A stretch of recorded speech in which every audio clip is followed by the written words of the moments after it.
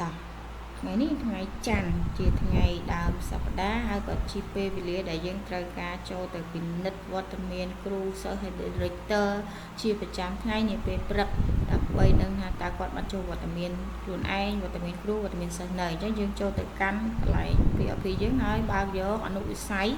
បឋមសិក្សាបន្តមកទៀតគឺយើងជ្រើសរើសយកថ្នាលគ្រប់គ្រង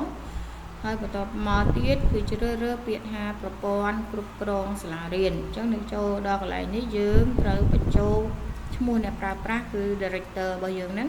ទាំង password ដែរហើយយើងចុចចូលក្នុងប្រព័ន្ធពេលចូលក្នុងប្រព័ន្ធវានឹង load បែបនេះហើយអញ្ចឹងយើងមកចុចកន្លែង tray 3នៅខាងឆ្វេងខាងលើហ្នឹងហើយជ្រើសរើសពាក្យថាវត្តមានអញ្ចឹងយើងចុចមកវានឹងចេញវត្តមានហើយមានវត្តមានតខ្លួនវត្តមានគ្រូសិស្សហើយយើងចុចជ្រើសរើសវត្តមានតខ្លួនមកអញ្ចឹងយើងមើលតា Director គាត់បានចុះវត្តមាននៅអញ្ចឹងគឺគាត់បានចុះហើយគាត់ចុះនៅម៉ោង7ជាងយើងហ៊ានយឺតតមកទៀតគឺយើងមកពិនិត្យទៅមើលទៅលើវត្តមានគ្រូបង្រៀនម្ដងអញ្ចឹងវត្តមានគ្រូបង្រៀនអញ្ចឹងយើង check មើលទៅតើគាត់បានចុះវត្តមានគ្រប់នៅអញ្ចឹងឃើញថាអ្នកចុះតន់អ្នកចុះអត់តន់នៅតែមិនតន់តែមានគ្រូខ្លះគឺគាត់បានជម្រាបមកខ្ញុំថាគាត់ចូលប្រព័ន្ធមិនបានដោយសារវារៀងកាំងអញ្ចឹងខ្ញុំចុះឲ្យទៅវាក៏ខ្លាយទៅជាយឺតអញ្ចឹងទៅហើយយើងមកពិនិត្យមើលការឯកភាពវត្តមានអញ្ចឹងមុននោះគឺខ្ញុំបានឯកភាពហើយបានថតទេអញ្ចឹងយើងត្រូវអនុម័តឲ្យគាត់ទៅ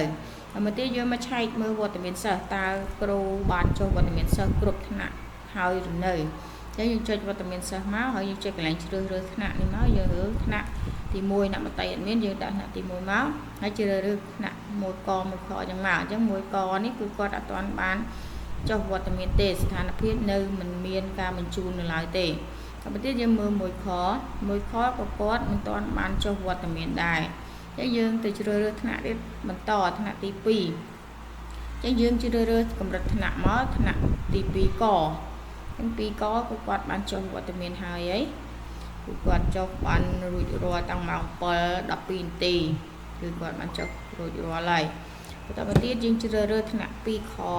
តាមកម្រិតថ្នាក់របស់យើងមកអញ្ចឹង2ខគឺមិនទាន់បានចុះទេហើយយើងទៅជ្រើសរើសកម្រិតបន្តទៀតកម្រិតទី3ហើយយើងទៅជ្រើសរើសថ្នាក់បន្តមកថ្នាក់ទី3កអញ្ចឹងថ្នាក់ទី3កក៏គាត់បានចុះរួចរាល់ហើយតាំងពីម៉ោង6:53នាទីគឺគាត់បានទទួលព័ត៌មានច្បាស់លាស់ហើយគឺគាត់បានចុះហើយថ្នាក់3ខនៅមិនទាន់បានចុះទេយើងទៅកម្រិតថ្នាក់ដទៃទៀតថ្នាក់ទី4កក៏នៅដែរមិនទាន់បានបញ្ចូលព័ត៌មានទិន្នន័យវត្តមានសិស្សឡើយទេទី4ខគឺគាត់បានបញ្ចូលហើយគឺតាំងម៉ោង6ជាងដែរមកយើងមើលកម្រិតថ្នាក់ទី5តែកម្រិតថ្នាក់ទី5តែគាត់បានបញ្ចូលវត្តមាននៅអញ្ចឹងគឺគាត់មិនទាន់បានបញ្ចូលវត្តមាននៅឡើយដូចគ្នាហើយ5ខក៏នៅឥឡូវយើងមើលកម្រិត6មានតែមួយថ្នាក់ទេគឺមិនទាន់បានចូលវត្តមានដូចគ្នា